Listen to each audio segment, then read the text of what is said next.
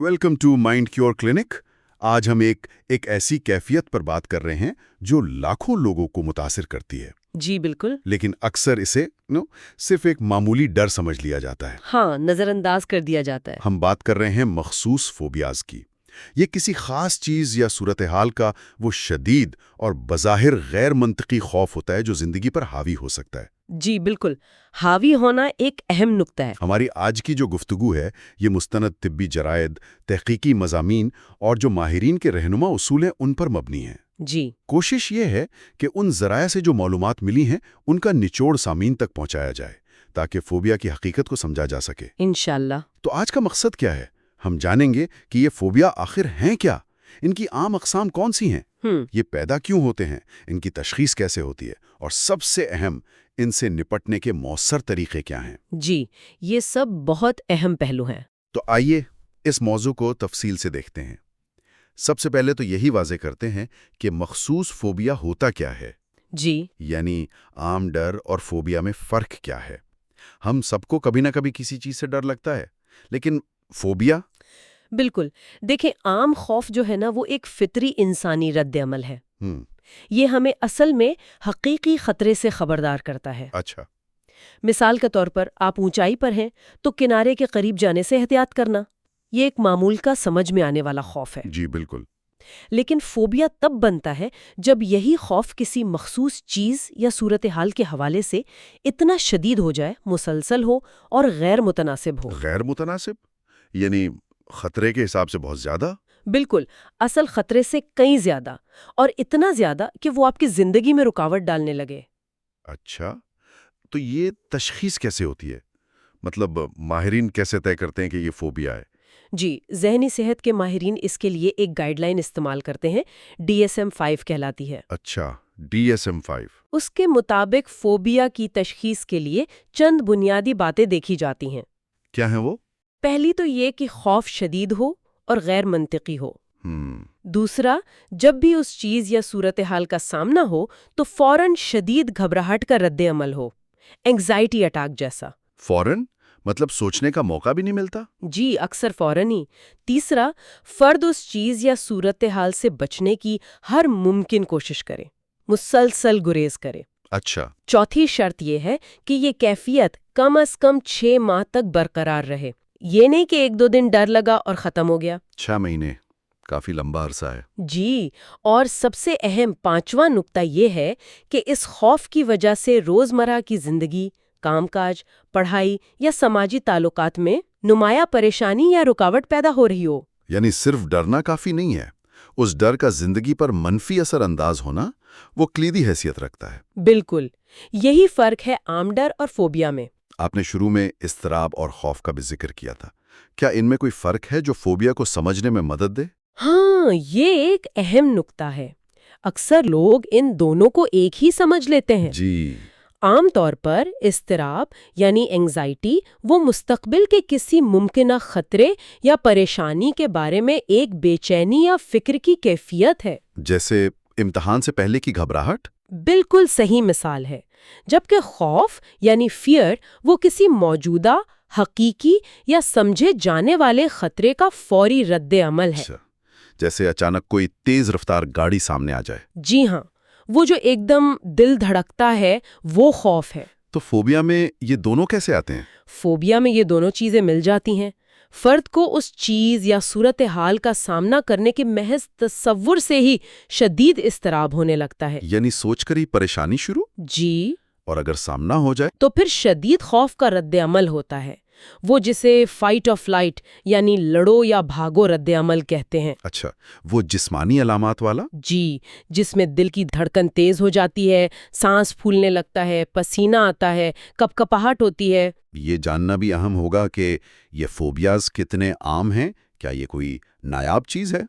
نہیں، بالکل نہیں، یہ حیران کن حد تک عام ہے۔ واقعی؟ جی، امریکہ میں ہونے والی تحقیق اگر دیکھیں تو تقریباً 12.5% بالغ افراد اپنی زندگی میں کبھی نہ کبھی کسی نہ کسی مخصوص فوبیا کا تجربہ کرتے ہیں۔ 12.5%؟ یہ تو بہت بڑی تعداد ہے۔ جی ہاں، یہ ذہنی صحت کے سب سے عام مسائل میں شمار ہوتے ہیں، اور ان میں سے بھی تقریباً 22% شدید متاثر ہوتے ہیں۔ شدید متاثر سے کیا مراد ہے؟ مطلب ان کی زندگی اس فوبیا کی وجہ سے بری طرح متاثر ہوتی ہے، روزمرہ کے کام نہیں کر پاتے۔ اوہ، اور ایک اور بات، خواتین میں مردوں کے مقابلے میں ان کا امکان تقریباً 2 گنا زیادہ ہوتا ہے۔ 2 گنا؟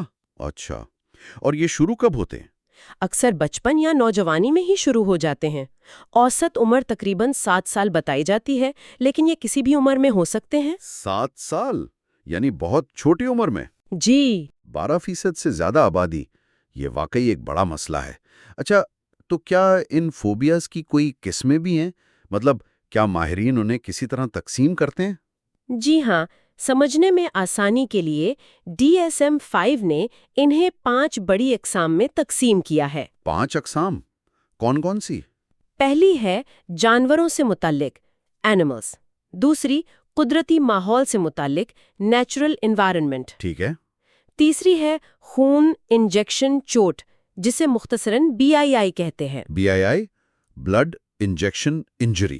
جی، چوتھی قسم ہے حالات سے متعلق سچویشنل، اور پانچویں ہے دیگر ادر۔ اچھا، ان میں سے کچھ تو نام سے ہی اندازہ ہو رہا ہے۔ جانوروں والی قسم میں مکڑیاں، سانپ وغیرہ؟ بالکل، جانوروں کے فوبیاز سب سے عام قسموں میں سے ہیں۔ مکڑیوں کا خوف یعنی ایراکنوبیا، یہ عالمی سطح پر تقریباً 3.5% لوگوں کو متاثر کرتا ہے۔ 3.5%؟ جی، اسی طرح کتوں کا خوف سائنوفوبیا یا سانپوں کا شدید خوف اوفیڈیوفوبیا بھی اسی زمرے میں آتے ہیں۔ اور آپ نے کہا یہ سب سے عام ہے؟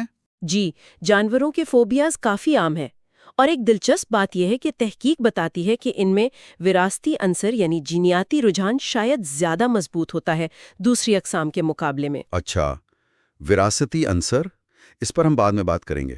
دوسری قسم تھی قدرتی ماحول، اس میں کیا شامل ہے؟ طوفان، اونچائی؟ جی ہاں، اونچائی کا خوف ایکروفوبیا، ہاں، یہ ایک بہت عام مثال ہے۔ یہ تقریباً 6.4% لوگوں کو متاثر کرتا ہے، 6% سے زیادہ؟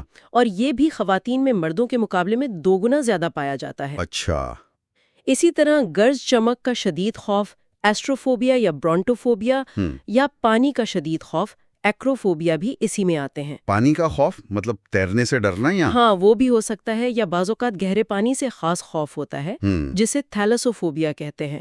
اگرچہ یہ DSM میں الگ نام نہیں ہے، لیکن اسی قدرتی ماحول والے زمرے میں آتا ہے۔ ٹھیک ہے۔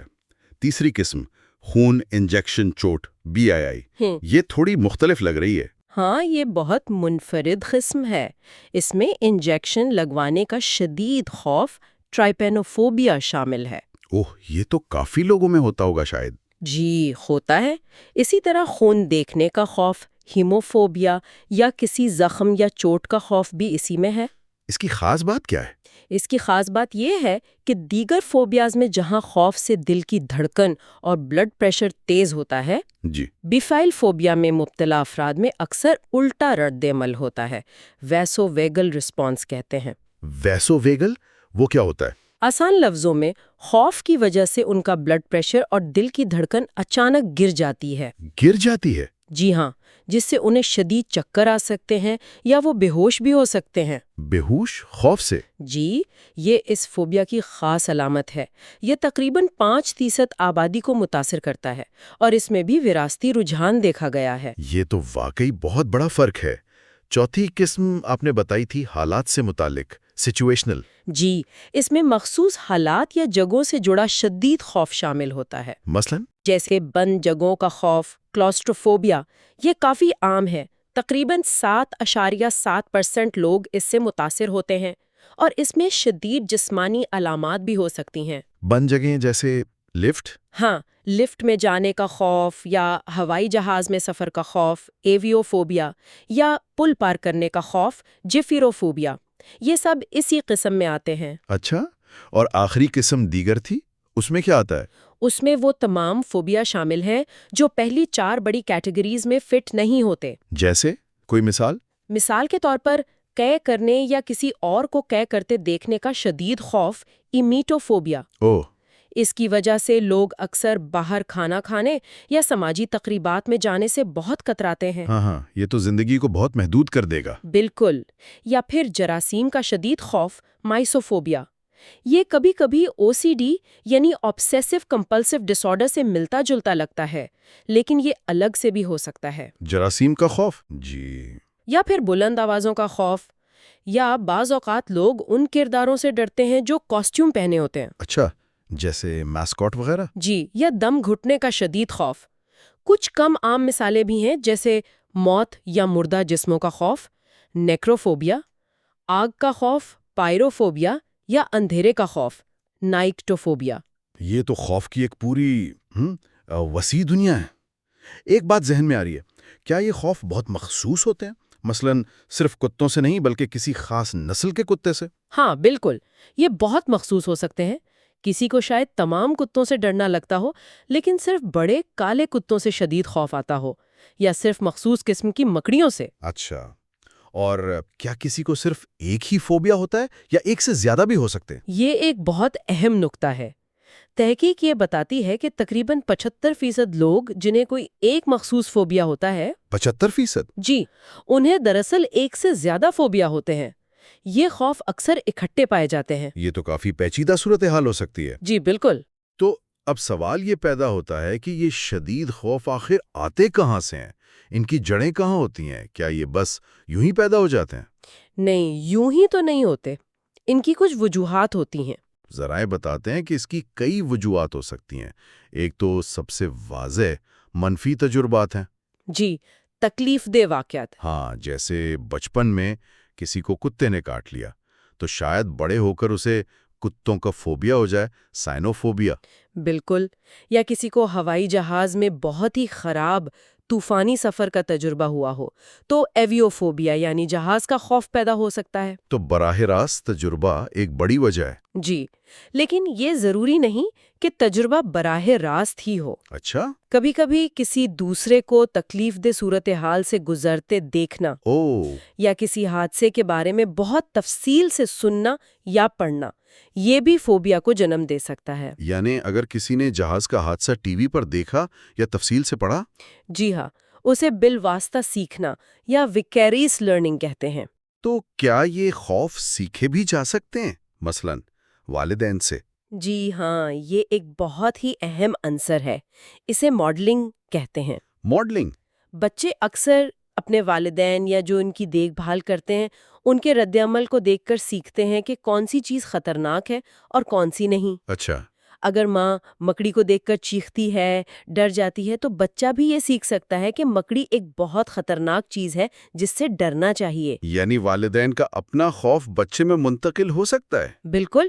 اسی طرح اگر والدین بہت زیادہ حفاظتی رویہ اپنائیں، اوور پروٹیکٹیو، یا بچے کی ہر چھوٹی پریشانی پر خود بھی بہت زیادہ پریشان ہو جائیں، تو یہ بھی بچے میں اضطراب اور خوف کے جذبات کو بڑھاوا دے سکتا ہے۔ یہ تو ہوئی سیکھنے کی بات۔ بالکل۔ کیا اس میں کوئی حیاتیاتی یا جناتی پہلو بھی ہے؟ بالکل ہے۔ خاندانی تاریخ ایک اہم رسک فیکٹر ہے۔ اچھا۔ اگر آپ کے قریبی رشتہ داروں میں، والدین، بہن، بھائیوں میں کسی کو فوبیا یا کوئی اور اضطرابی عارضہ ہے تو آپ میں بھی اس کا خطرہ بڑھ جاتا ہے۔ تو یہ جینز میں ہو سکتا ہے؟ جی، جڑواں بچوں پر جو تحقیق ہوئی ہے وہ وراثت کے کردار کی تصدیق کرتی ہے۔ خاص طور پر جانوروں والے فوبیا اور BII قسم کے فوبیاز میں یہ تعلق زیادہ واضح نظر آیا ہے۔ اچھا، اور مزاج کا بھی کوئی کردار ہوتا ہے؟ مطلب کچھ لوگ پیدائشی طور پر زیادہ حساس یا ڈرپوک ہوتے؟ ڈرپوک شاید صحیح لفظ نہ ہو، لیکن ہاں، مزاج یا طبیعت ٹیمپرامنٹ کا کردار ضرور ہے۔ کس طرح؟ کچھ بچے پیدائشی طور پر زیادہ حساس ہوتے ہیں، نئی چیزوں، نئے لوگوں یا غیر متوقع حالات سے جلدی گھبرا جاتے ہیں۔ اس رویے کو روک تھام والا رویہ یا بیہیویئرل انہیبیشن کہتے ہیں۔ ایسے بچے بعد کی زندگی میں فوبیا یا دیگر اضطرابی عوارض کا شکار ہونے کے لیے زیادہ رسک پر ہوتے ہیں۔ یعنی ان میں ایک طرح کا رجحان ہوتا ہے؟ جی، اس کے علاوہ منفی سوچ کا رجحان یا چیزوں کو زیادہ منفی انداز میں دیکھنے کی عادت بھی اس میں کردار ادا کر سکتی ہے۔ یہ تو ہو گئی نفسیاتی اور جینیاتی وجوہات۔ کیا دماغی سطح پر بھی اس کی کوئی وضاحت ہے؟ یہ خوف دماغ میں کیسے کام کرتا ہے؟ ہاں، نیورو سائنس نے ہمیں اس بارے میں کافی کچھ بتایا ہے۔ دماغ میں ایک بادام کی شکل کا چھوٹا سا حصہ ہوتا ہے، ایمگڈیلا کہلاتا ہے۔ ایمگڈیلا؟ جی، یہ ہمارے خطرہ محسوس کرنے والے مرکز کی طرح کام کرتا ہے، ایمرجنسی الارم سسٹم سمجھ لیں۔ اچھا۔ فوبیا میں مبتلا افراد میں ایسا لگتا ہے کہ یہ ایمگڈیلا زیادہ سنساس یا زیادہ فعال ہو جاتا ہے، یعنی خطرے کا الارم بہت جلدی اور بہت زور سے بجنے لگتا ہے، یہاں تک کہ جب حقیقی خطرہ نہ بھی ہو۔ اس کے ساتھ ساتھ دماغ کا ایک اور حصہ ہے، ہپو کیمپس، یہ یادداشت بنانے اور سیکھنے میں مدد کرتا ہے۔ یہ حصہ خوفناک تجربات کو یاد رکھنے میں اور یہ سیکھنے میں کردار ادا کرتا ہے کہ کون سی چیز محفوظ ہے اور کون سی نہیں۔ فوبیا میں شاید یہ عمل بھی متاثر ہوتا ہے۔ اور ایک حصہ اور بھی ہے شاید جو سوچنے سمجھنے والا کام کرتا ہے۔ جی، پری فرنٹل کارٹیکس، یہ ہمارے دماغ کا وہ حصہ ہے جو منصوبہ بندی، فیصلے کرنے اور سب سے اہم ہمارے جذبات کو منظم کرنے میں مدد کرتا ہے۔ تو فوبیا میں اس کا کیا کردار ہے؟ ایسا مانا جاتا ہے کہ فوبیا میں شاید یہ پری فرنٹل کارٹیکس اتنا مؤثر طریقے سے امیگڈالا کو قابو میں نہیں رکھ پاتا، یعنی وہ جو جذباتی رد عمل الارم اٹھ رہا ہے، یہ حصہ اسے پرسکون نہیں کر پاتا۔ تو بنیادی طور پر وہ لڑو یا بھاگو والا جو قدرتی نظام ہے وہ غیر ضروری طور پر یا بہت زیادہ شدت سے فعال ہو جاتا ہے۔ بالکل، وہ سسٹم کنڈیشنڈ ہو جاتا ہے کہ مخصوص محرک، فوبک آبجیکٹ یا سچویشن کو دیکھتے ہی فوراً چل پڑے۔ یہ تو بہت دلچسپ ہے کہ دماغ کے مخصوص حصے اس میں اس طرح شامل ہیں۔ اچھا، تو اب اگر کسی کو شک ہو کہ اسے یا اس کے کسی عزیز کو فوبیا ہے تو اس کی باقاعدہ تشخیص کیسے ہوتی ہے؟ کیا کوئی لیب ٹیسٹ ہوتا ہے؟ نہیں، ایسا کوئی خون کا ٹیسٹ یا دماغ کا سکین نہیں ہے جس سے فوبیا کا پتہ چل جائے۔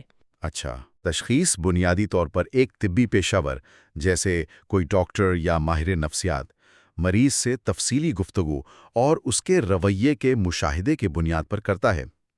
اسے کلینکل ایویلیویشن کہتے ہیں۔ جی، وہ انہی DSM-5 کے معیارات کو دیکھتے ہیں جن کا ہم نے پہلے ذکر کیا تھا۔ یعنی خوف کی شدت، وہ فوری رد عمل، گریز کرنا، دورانیہ 6 ماہ سے زیادہ ہونا۔ جی، اور زندگی پر اس کا کیا اثر پڑ رہا ہے، یہ سب سے اہم ہے۔ اس سارے عمل میں ایک بہت اہم قدم یہ بھی ہوتا ہے کہ یہ یقینی بنایا جائے کہ یہ علامات کسی اور ذہنی یا جسمانی عارضے کی وجہ سے تو نہیں ہے۔ اچھا، مطلب دوسری بیماریوں کو رد کرنا ضروری ہے؟ جی ہاں، بہت ضروری ہے، کیونکہ کئی دیگر مسائل ہیں جن کی علامات فوبیا سے ملتی جلتی ہو سکتی ہیں۔ مثلاً؟ جیسے پینک ڈس آرڈر ہے، اس میں بھی شدید گھبراہٹ کے دورے پڑتے ہیں، یا سوشل انزائٹی ڈس آرڈر جس میں سماجی حالات کا خوف ہوتا ہے، یا ایگورافوبیا جس میں ایسی جگہوں سے خوف آتا ہے جہاں سے نکلنا مشکل ہو یا مدد نہ مل سکے۔ PTSD میں بھی کچھ چیزوں سے شدید خوف ہو سکتا ہے جو ٹراما سے جڑی ہوں۔ تو ماہر ان سب امکانات کو رد کرنے کے بعد ہی مخصوص فوبیا کی تشخیص کرتا ہے؟ بالکل، یہ صرف علامات کے فہرست چیک کرنا نہیں ہے بلکہ پوری تصویر کو سمجھنا ہے۔ ایک بات آپ نے پہلے کہی تھی کہ DSM-5 میں کوئی تبدیلی آئی ہے؟ جی ہاں، پہلے بالوں کے لیے یہ ضروری سمجھا جاتا تھا کہ تشخیص کے لیے وہ خود یہ مانے کہ ان کا خوف غیر منطقی یا ضرورت سے زیادہ ہے۔ اچھا۔ لیکن اب ایسا نہیں ہے۔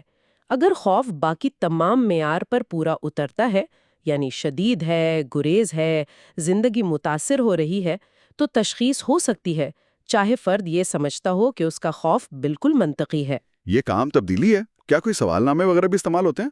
ہاں، بعض اوقات، خاص طور پر اگر معاملہ تھوڑا پیچیدہ ہو یا ایک سے زیادہ مسائل کا شبہ ہو، تو کچھ معیاری سوال نامے یا اسکریننگ ٹولز بھی استعمال کیے جا سکتے ہیں۔ یہ تشخیص میں مدد دیتے ہیں۔ ٹھیک ہے، اب آتے ہیں ایک بہت اہم سوال کی طرف۔ تو اس سب کا کیا مطلب ہے؟ یعنی فوبیا پر توجہ دینا اتنا ضروری کیوں ہے؟ اگر کوئی بس اپنی خوف والی چیز سے بچتا رہے تو کیا حرج ہے؟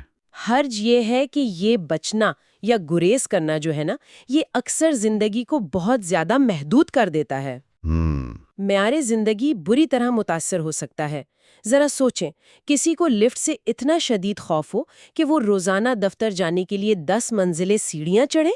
ہاں، یہ تو بہت مشکل ہوگا۔ یا کوئی دانتوں کے ڈاکٹر کے خوف، ڈینٹوفوبیا کی وجہ سے ضروری علاج نہ کروائے اور دانت کی تکلیف برداشت کرتا رہے؟ یا کوئی شخص اہم سماجی تقریبات، شادیوں، پارٹیوں میں جانا چھوڑ دے کیونکہ وہاں اسے کیڑوں کا سامنا کرنے کا ڈر ہے، یا بند جگہ کا اثرات ہوتے ہیں۔ جیسے کیا؟ یہ سماجی تنہائی کا باعث بن سکتا ہے۔ لوگ سمجھ نہیں پاتے، مذاق اڑا سکتے ہیں، دوستوں اور خاندان سے تعلقات خراب ہو سکتے ہیں۔ ہاں، لوگ شاید کہیں کہ بس ڈرامہ کر رہا ہے۔ جی، کام یا تعلیم میں کارکردگی بری طرح متاثر ہو سکتی ہے۔ اگر کسی کو عوامی مقامات کا خوف ہے تو وہ نوکری کیسے کرے گا یا کلاس میں کیسے بیٹھے گا؟ اور آپ نے پہلے پیچیدگیوں کا ذکر کیا تھا، وہ کیا ہو سکتی ہیں؟ جی، جیسا کہ ہم نے ذکر کیا کہ فوبیا اکثر اکیلے نہیں آتے، ان کے ساتھ دیگر مسائل کا خطرہ بہت بڑھ جاتا ہے۔ کون سے مسائل؟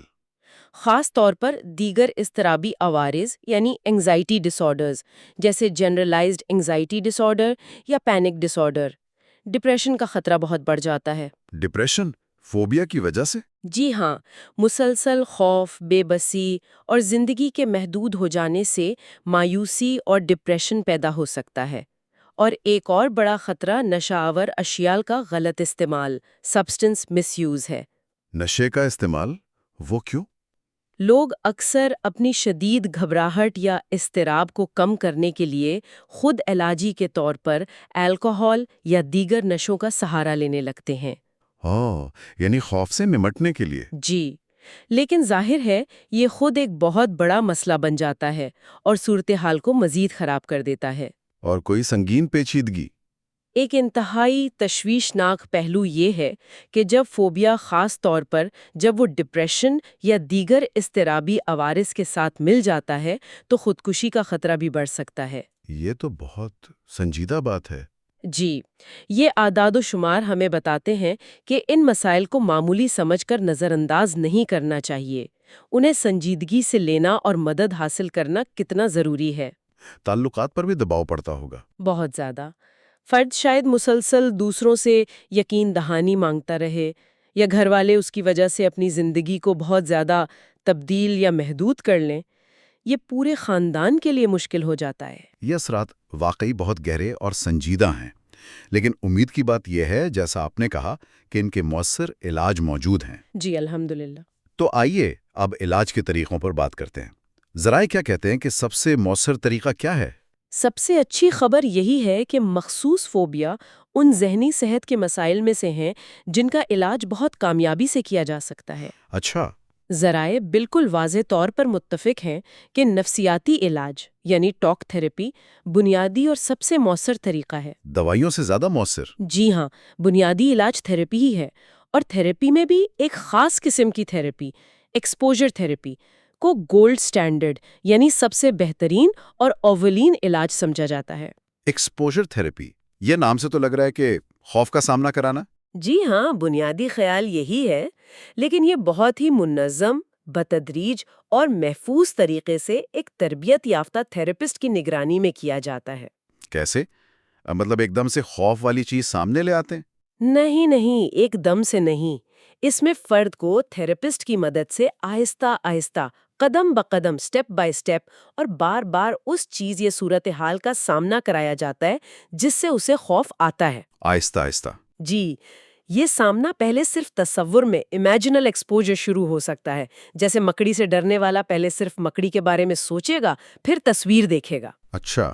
اور پھر آہستہ آہستہ جب وہ تیار ہو تو حقیقت میں ان ویوو ایکسپوجر سامنا کرایا جاتا ہے، پہلے شاید دور سے، پھر قریب سے۔ اس کا مقصد کیا ہوتا ہے؟ مقصد یہ ہوتا ہے کہ فرد بار بار کے تجربے سے یہ سیکھے کہ جس چیز سے وہ اتنا ڈر رہا ہے وہ دراصل اتنی خطرناک نہیں ہے جتنی وہ سمجھتا ہے۔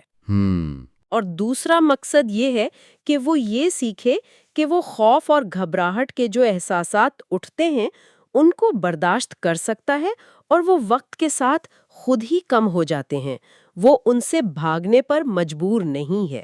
تو اس دوران اسے پرسکون رہنے کی ٹیکنیکس بھی سکھائی جاتی ہیں؟ جی ہاں، بالکل۔ ایکسپوجر کے ساتھ ساتھ اسے سکون حاصل کرنے کی ٹیکنیکس، ریلیکسیشن ٹیکنیکس سکھائی جاتی ہیں، جیسے گہری سانس لینا، پٹھوں کو آرام دینا، تاکہ وہ اپنی گھبراہٹ کو قابو میں رکھ سکے اور سامنا کرنے کی ہمت پیدا ہو۔ اس پورے عمل کو سسٹمیٹک ڈی سینسٹائزیشن بھی کہتے ہیں۔ اور یہ کتنا مؤثر ہے؟ یہ حیرت انگیز طور پر مؤثر ہے۔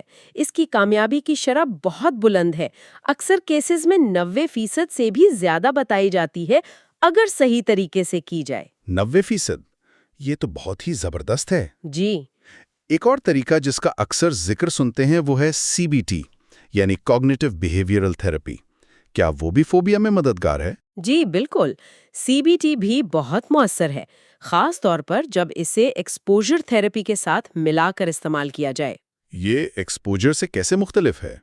CBT صرف خوف کا سامنا کرنے، بیہیویئرل پارٹ پر ہی توجہ نہیں دیتی، بلکہ اس کے ساتھ ساتھ ان منفی، غیر حقیقی اور تباہ کن سوچوں اور عقائد، کوگنیٹو پارٹ کو پہچاننے اور تبدیل کرنے پر بھی کام کرتی ہے، جو اس خوف کو جڑ سے مضبوط کرتے ہیں اور بڑھاوا دیتے ہیں۔ اچھا، یعنی سوچوں پر بھی کام ہوتا ہے؟ جی، جیسے یہ سوچ کہ اگر میں لفٹ میں گیا تو دم گھٹ جائے گا، یا یہ مکڑی مجھے ضرور کاٹ لے گی اور میں مر جاؤں گا۔ CBT ان سوچوں کو چیلنج کرنے اور انہیں زیادہ حقیقت پسندانہ سوچوں سے بدلنے میں مدد کرتی ہے۔ تو یہ فرد کو زیادہ بااختیار بناتی ہے؟ بالکل، یہ فرد کو اپنے خوف پر قابو پانے کا اعتماد دیتی ہے اور مسائل حل کرنے کی عملی مہارتیں سکھاتی ہے۔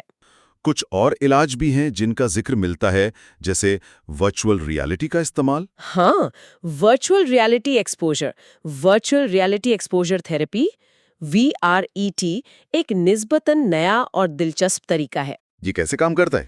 اس میں کمپیوٹر ٹیکنالوجی کی مدد سے ایک مصنوعی سہ جہتی 3D ماحول بنایا جاتا ہے جو خوفناک صورتحال کی نقل کرتا ہے، جیسے اونچائی یا ہوائی جہاز کا کیبن۔ فرد VR ہیڈ سیٹ پہن کر اس ماحول میں جاتا ہے اور ایکسپوجر حاصل کرتا ہے۔ یہ کن فوبیاز کے لیے زیادہ مفید ہے؟ یہ خاص طور پر اونچائی کے خوف، پرواز کے خوف یا بعض اوقات بند جگہوں کے خوف جیسے حالات میں کافی امید افزا ثابت ہو رہا ہے، جہاں حقیقی ایکسپوجر کرنا مشکل یا مہنگا ہو۔ اچھا، اس کے علاوہ ہپنوسس وغیرہ؟ جی، بعض اوقات ہپنوسس یا سپورٹیو تھراپی یا فیملی تھراپی کو بھی معاون علاج کے طور پر استعمال کیا جا سکتا ہے، خاص طور پر اگر ساتھ میں دیگر مسائل بھی ہوں، لیکن بنیادی علاج ایکسپوجر اور CBT ہی ہے۔ آپ نے شروع میں BII فوبیا یعنی خون انجیکشن چوٹ والے فوبیا کی منفرد نوعیت کا ذکر کیا تھا کہ اس میں بے ہوشی کا خطرہ ہوتا ہے۔ جی ہاں۔ تو کیا اس کے علاج میں بھی کوئی خاص بات ہے؟ کیا ان کو بھی ایکسپوجر کراتے ہیں؟ جی، ایکسپوجر ان کے لیے بھی ضروری ہے، لیکن ایک بہت اہم فرق کے ساتھ۔ وہ کیا؟ چونکہ ان میں بلڈ پریشر گرنے اور بے ہوشی کا خطرہ ہوتا ہے، اس لیے انہیں عام سکون کی تکنیکیں، ریلیکسیشن سکھانے کے بجائے یا ان کے ساتھ ساتھ ایک خاص تکنیک سکھائی جاتی ہے جسے اپلائیڈ مسل ٹینشن AMT کہتے ہیں۔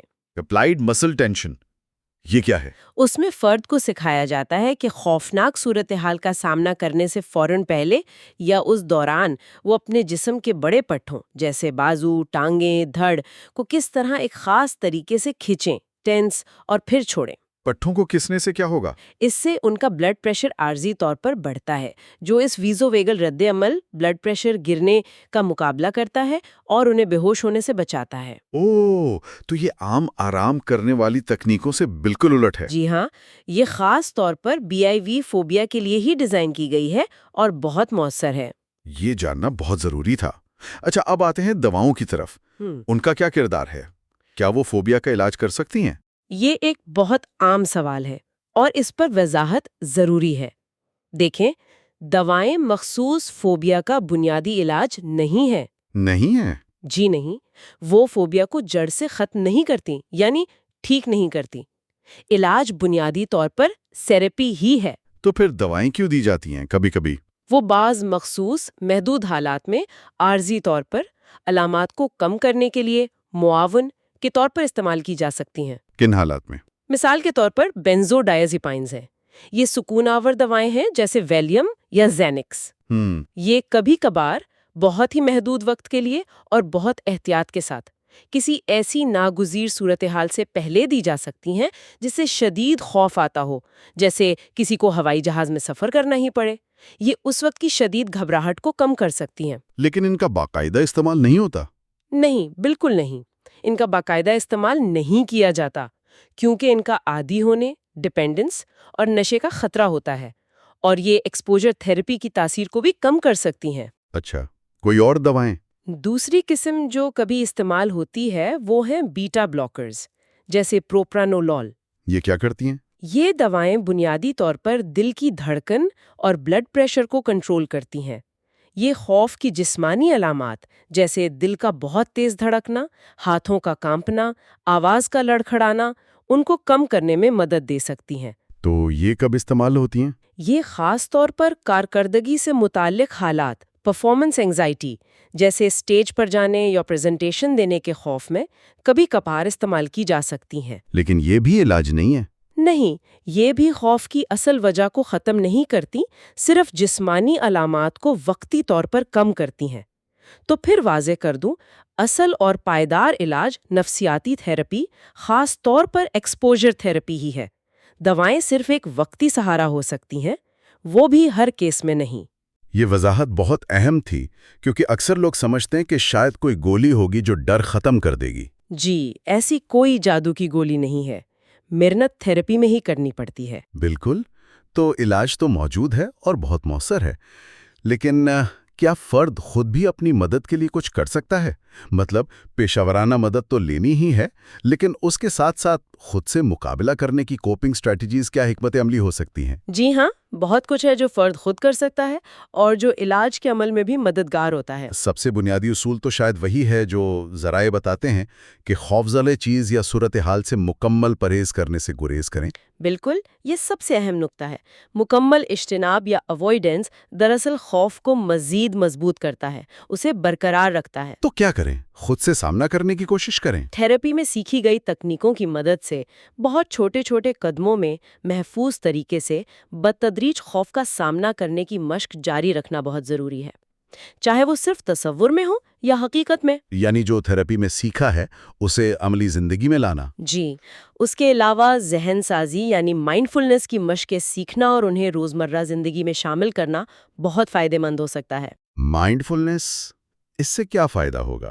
مائنڈفلنس ہمیں حال میں موجود رہنا سکھاتی ہے اور اپنے خیالات اور احساسات کو، چاہے وہ ناخوشگوار ہی کیوں نہ ہو، بغیر تنقید یا ججمنٹ کے بس مشاہدہ کرنا سکھاتی ہے۔ اچھا، یہ گھبراہٹ کے دوران اٹھنے والے شدید جذبات سے ایک فاصلہ پیدا کرنے میں مدد دیتی ہے، جس سے ان پر قابو پانا آسان ہو جاتا ہے۔ اور وہ سکون حاصل کرنے کی تکنیکیں جیسے گہری سانس لینا؟ جی ہاں، گہری سانس لینے کی مشقیں یا ڈیپ بریدنگ ایکسرسائزز یا پٹھوں کو باری باری کسنے اور ڈھیلا چھوڑنے والی مشق، جسے پروگریسو مسل ریلیکسیشن یا PMR کہتے ہیں۔ اگر ان کی باقاعدگی سے مشق کی جائے تو یہ نہ صرف عمومی اضطراب کی سطح کو کم کرنے میں مدد دیتی ہیں، بلکہ خوفناک صورتحال کا سامنا کرتے وقت خود کو پرسکون رکھنے کا ایک فوری ذریعہ بھی فراہم کرتی ہیں۔ صحت مند طرز زندگی کا بھی کوئی کردار ہے؟ بہت اہم کردار ہے۔ باقاعدہ جسمانی ورزش کرنا یہ قدرتی طور پر موڈ کو بہتر کرتی ہے اور اضطراب کم کرتی ہے۔ ٹھیک ہے۔ پوری اور باقاعدہ نیند لینا بہت ضروری ہے، کیونکہ نیند کی کمی اضطراب کو بڑھا سکتی ہے۔ متوازن غذا کھانا۔ اور کیفین کا کیا؟ چائے، کافی؟ ہاں، کیفین کا استعمال محدود کرنا بہتر ہے، کیونکہ کیفین ایک محرک ہے، اسٹیمولنٹ ہے، اور یہ گھبراہٹ اور اضطراب کی علامات کو بڑھا سکتی ہے، خاص طور پر ان لوگوں میں جو پہلے ہی حساس ہوں۔ تو چائے کافی کم پینی چاہیے۔ کیا سپورٹ گروپس میں جانا بھی مددگار ہو سکتا ہے؟ جی ہاں، سپورٹ گروپس بہت مددگار ثابت ہو سکتے ہیں۔ ایسے لوگوں سے ملنا جو آپ جیسے ہی چیلنجز اور تجربات سے گزر رہے ہیں۔ اس سے تنہائی کا احساس کم ہوتا ہے، حوصلہ ملتا ہے، اور بعض اوقات بہت عملی مشورے اور حکمت عملی بھی ایک دوسرے سے سیکھنے کو ملتی ہیں۔ اور ایک آخری بات جو شاید اہم ہو، اپنی کامیابیوں کو تسلیم کرنا۔ بالکل، یہ بہت ضروری ہے۔ جب آپ اپنے خوف پر قابو پانے کی کوشش میں ذرا سی بھی پیش رفت کریں، چاہے وہ کتنی ہی چھوٹی کیوں نہ لگے، اس کا جشن منائیں، اپنی کوشش کو سراہیں، یہ حوصلہ بڑھاتا ہے۔ یہ تو ہوئی فرد کی اپنی کوششیں۔ اگر والدین اپنے بچے میں فوبیا کی علامات دیکھیں تو وہ کیا کر سکتے ہیں؟ ان کا کیا کردار ہے؟ والدین کا کردار بہت اہم ہے، خاص طور پر بچے کی مدد کرنے اور مسئلے کو بڑھنے سے روکنے میں۔ تو انہیں کیا کرنا چاہیے؟ سب سے پہلے تو بچے سے اس کے خوف کے بارے میں کھل کر ہمدردی سے بات کریں، اس کے خوف کو سنجیدگی سے لیں، اس کا مذاق نہ اڑائیں یا اسے ڈانٹیں نہیں، لیکن ساتھ ہی اس کے خوف کو غیر ضروری طور پر بڑھاوا بھی نہ دیں۔ بہت زیادہ تسلیاں دینا یا خود بہت زیادہ پریشان ہو جانا بھی ٹھیک نہیں۔ تو توازن رکھنا ہے۔ جی، اور سب سے اہم، بچے کو خوف زدہ چیز سے بچانے کے لیے اپنی پوری زندگی کو تبدیل نہ کریں۔ مثلاً اگر اسے کتوں سے ڈر لگتا ہے تو ہر گلی میں راستہ بدلنا یا پارک جانا چھوڑ دینا یہ اوائیڈنس کو تقویت دیتا ہے۔ اچھا، تو کیا کریں؟ بچے کو آہستہ آہستہ محفوظ طریقے سے خوف کا سامنا کرنے کے صحت مند طریقے سکھانے میں مدد کریں۔ ایک تھراپسٹ سے مدد لینا بہتر ہے۔ اور اگر والدین کو خود بھی وہی فوبیا ہو؟ یہ ایک مشکل صورتحال ہے۔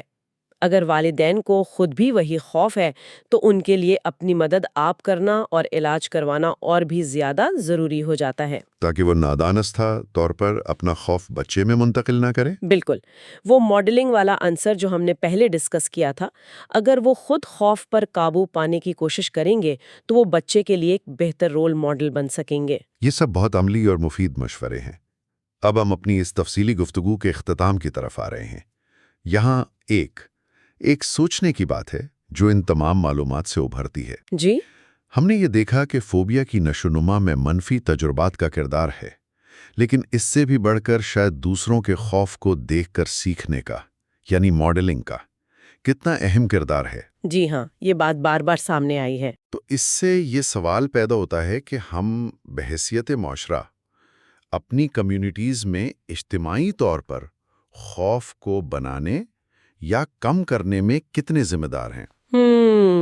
دلچسپ سوال ہے۔ وہ کہانیاں جو ہم سناتے ہیں، میڈیا جس طرح سے بعض واقعات کو سنسنی خیز بنا کر پیش کرتا ہے، وہ رد عمل جو ہم عوامی سطح پر کسی خطرے، چاہے وہ حقیقی ہو یا سمجھا گیا ہو، پر ظاہر کرتے ہیں، جی، کیا یہ سب مل کر انجانے میں کچھ خاص قسم کے خوفوں کو معاشرے میں نادانستہ طور پر بڑھاوا تو نہیں دے رہے، یا انہیں معمول کا حصہ تو نہیں بنا رہے؟